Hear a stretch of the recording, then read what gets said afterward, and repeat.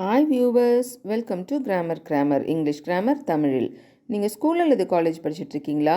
அல்லது டிகிரி முடிச்சுட்டு TNPSC group 1, 2, 3, 4 TET, TRB, bank exam இது மாதிரி காம்பரேட்டிவ் எக்ஸாமுக்கு ப்ரிப்பேர் பண்ணுறீங்களா? இல்லை, நான் ஸ்கூலில் படிக்கும் போதே எனக்கு இங்கிலீஷ் கிராமரும் வராது, எனக்கு இங்கிலீஷ் பேசவும் தெரியல, இனிமேல் தான் நான் பேசிக்லேருந்து இங்கிலீஷை கற்றுக்கணும் அப்படின்னு நினைக்கிறீங்களா? இந்த 3 கேட்டகரியில் நீங்கள் எங்கே இருந்தாலும் இந்த வீடியோ உங்களுக்கு தான். இங்கிலீஷ் கிராமரை கற்றுக்கோங்க, எக்ஸாமில் கலக்குங்க, இங்கிலீஷில் பேசுங்க, கான்ஃபிடென்ஸை உயர்த்துங்க. ஒவ்வொரு நாள் கிளாஸ்க்கு போகிறதுக்கு முன்னாடியும் நம்ம ஏதாவது ஒரு பாசிட்டிவ் கோட்டை பார்த்துட்டு தான் கிளாஸ்க்கு போகிறோம் இல்லைங்களா?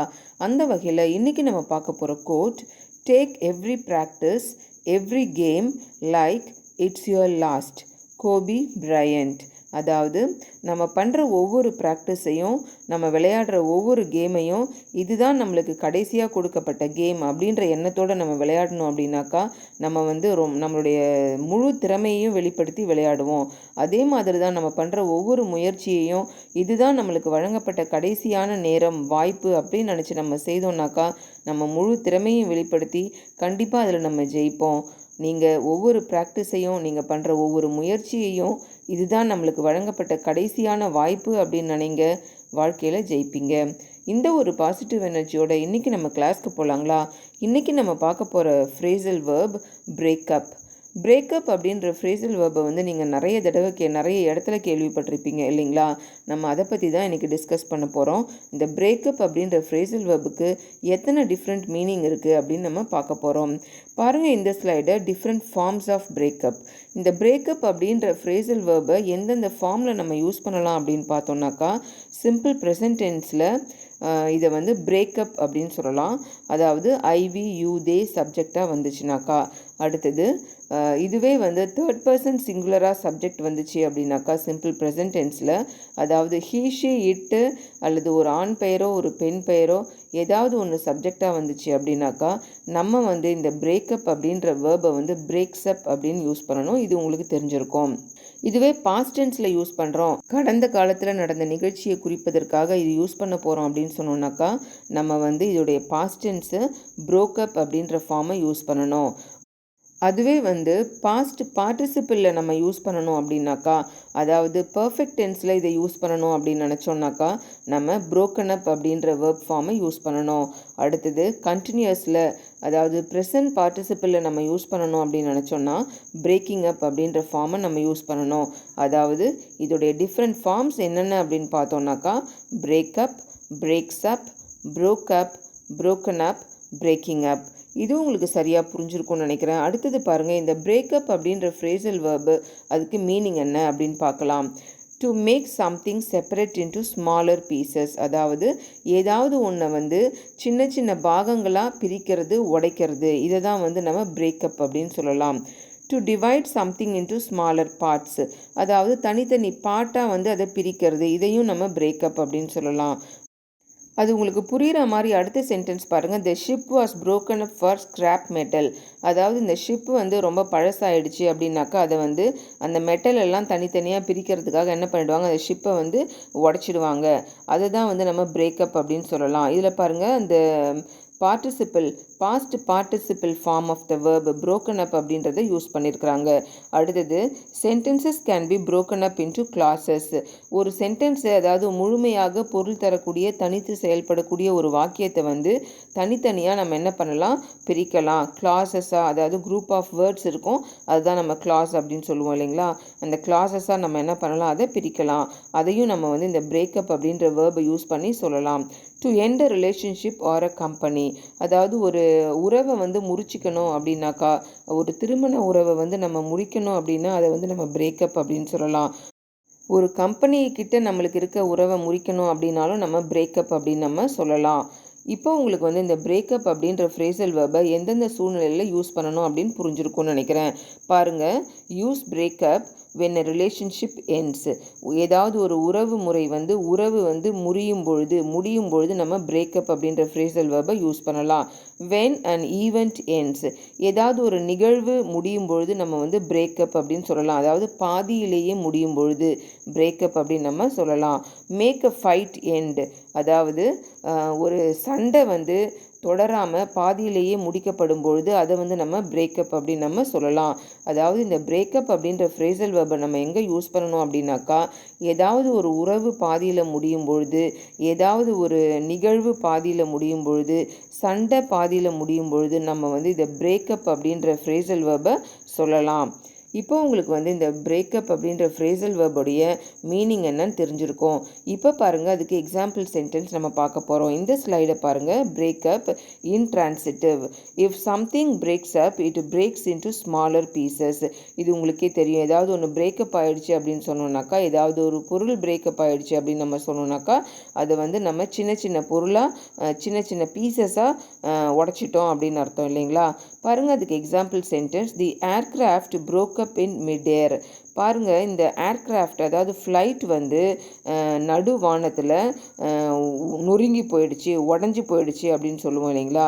அதுதான் இந்த சென்டென்ஸோடைய meaning. The aircraft broke up in mid-air. அடுத்தது இந்த ஸ்லைடை பாருங்கள். இன்ட்ரான்சிட்டிவாகவும் டிரான்சிட்டிவாகவும் இந்த பிரேக்கப்பை எப்படி நம்ம யூஸ் பண்ணலாம்?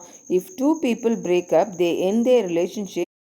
அதாவது 2 பேர் வந்து பிரேக்கப் பண்ணிட்டாங்க அப்படின்னு சொன்னோன்னாக்கா, அவங்களுடைய உறவை வந்து முறிச்சுக்கிட்டாங்க அப்படின்னு அர்த்தம். இதுக்கு எக்ஸாம்பிள் பாருங்கள். Vinay is just broken up with his girlfriend Sharmila. அதாவது வினய் அப்படின்றவர் அவருடைய கேர்ள் ஃப்ரெண்ட் ஷர்மிளா கிட்டேருந்து அவருடைய ரிலேஷன்ஷிப்பை முறிச்சுக்கிட்டாரு. அதுதான் இந்த சென்டென்ஸோடைய மீனிங்.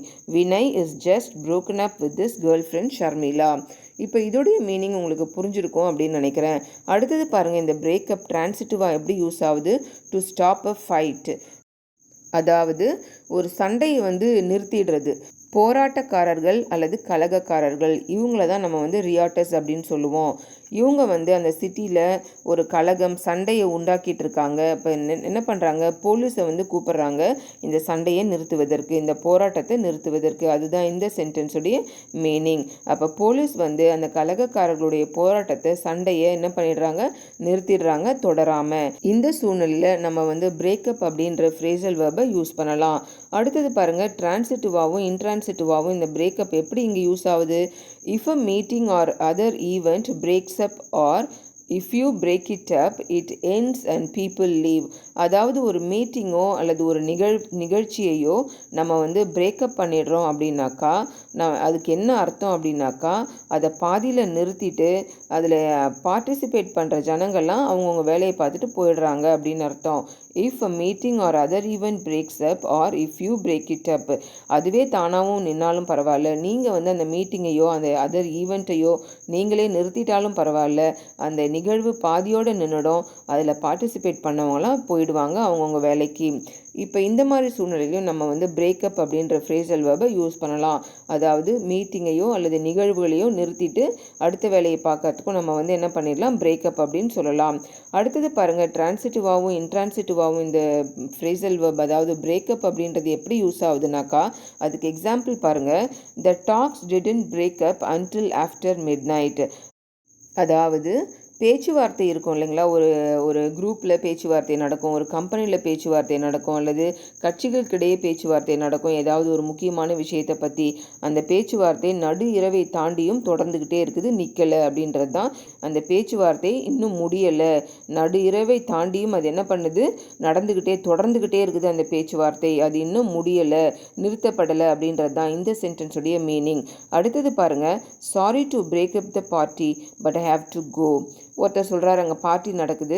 ஒருத்தர் சொல்கிறார், இந்த பார்ட்டியை வந்து பாதியிலேயே நிறுத்திட்டு போகிறதுக்கு சாரி, ஆனால் நான் கண்டிப்பாக போய் ஆகணும் அப்படின்னு சொல்கிறாரு.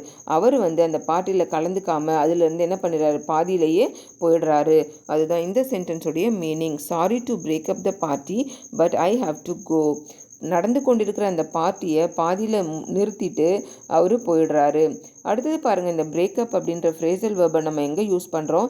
If a sound on a radio or mobile phone breaks up you can no longer hear the person who is talking on it. அதாவது ரேடியோலையோ அல்லது மொபைல் ஃபோன்லேயோ அந்த சவுண்டு வந்து சத்தம் வந்து பிரேக்கப் ஆகிடுச்சு அப்படின்னாக்கா என்ன அர்த்தம் அப்படின்னா, அந்த ரேடியோவில் வரக்கூடிய சவுண்டையோ அவங்க யாரோ பேசுவாங்க இல்லைங்களா அதையோ அல்லது மொபைல் ஃபோனில் பேசுகிறவங்களுடைய சத்தத்தையோ நம்ம கேட்க முடியாமல் போயிடும். அதை தான் நம்ம வந்து பிரேக்கப் அப்படின்னு சொல்லலாம். நீங்களே கூட சொல்லியிருப்பீங்க, வாய்ஸ் பிரேக் ஆகுது அப்படின்னு சொல்லுவோம் இல்லைங்களா ஃபோன் பண்ணும்போது. அதுதான் இந்த சென்டென்ஸோடைய மீனிங். அப்போ அந்த மாதிரியும் நம்ம வந்து வாய்ஸ் பிரேக் ஆகும்போது, யாருடைய வாய்ஸாவது பேசி கொண்டு இருக்கும்பொழுது வாய்ஸ் கேட்கலனாக்கா நம்ம வந்து இந்த பிரேக்கப் அப்படின்ற ஃப்ரேசல் வெர்பை யூஸ் பண்ணலாம். அதுக்கு எக்ஸாம்பிள் பாருங்கள். I can't here you, you are braking அப். நீ பேசுகிறது, அதாவது உன்னுடைய சத்தத்தை எனக்கு வந்து கேட்க முடியல, சத்தம் வந்து பிரேக் ஆகுது அப்படின்றது தான் இந்த சென்டென்ஸுடைய மீனிங். இப்போ உங்களுக்கு வந்து பிரேக்கப் அப்படின்ற ஃப்ரேசல் வெர்புடைய மீனிங் என்ன, அதோடைய டிஃப்ரெண்ட் ஃபார்ம்ஸ் என்ன, அதை எப்படியெல்லாம் நம்ம சென்டென்ஸில் எந்தெந்த சூழ்நிலையில் யூஸ் பண்ணலாம் அப்படின்னு நீங்கள் கிளியராக தெரிஞ்சுக்கிட்டு இருப்பீங்க. என்ன வியூவர்ஸ், இந்த வீடியோ உங்களுக்கு பிடிச்சிருக்கா? இந்த வீடியோ உங்களுக்கு பிடிச்சிருந்துச்சுனாக்கா லைக் பண்ணுங்கள், உங்கள் ஃப்ரெண்ட்ஸ்க்கு இதை ஷேர் பண்ணுங்கள். இந்த வீடியோ இன்ஃபர்மேட்டிவாக இருக்குன்னு நீங்கள் நினச்சிங்கனாக்கா நம்ம சேனலை சப்ஸ்கிரைப் பண்ணுங்கள், அப்படியே பக்கத்தில் இருக்க பெல் ஐக்கானை ப்ரெஸ் பண்ணுங்கள். அப்போ தான் நாங்கள் போடுற வீடியோஸ் டெய்லி நோட்டிஃபிகேஷனில் உங்களுக்கு வந்து சேரும். மறந்துடாதீங்க viewers, practice makes a man perfect. இங்கிலீஷில் பேசணுன்னாலும், இங்கிலீஷ் கிராமரை கற்றுக்கணுன்னாலும் ப்ராக்டிஸ் ரொம்ப ரொம்ப முக்கியம். இந்த ஃப்ரேசல் வெர்ப் லெசனை நீங்கள் பாத்திரத்தோடு நிறுத்திடாதீங்க. இந்த பிரேக்கப் அப்படின்ற ஃப்ரேசல் வெர்பை இந்த மாதிரி டிஃப்ரெண்ட் சூழ்நிலையில் உங்களுடைய லைஃப்பில் நீங்கள் வந்து யூஸ் பண்ணுங்கள். அப்போ தான் நீங்கள் இந்த ஃப்ரேசல் வெர்பை மாஸ்டரி பண்ண முடியும். Thank you viewers.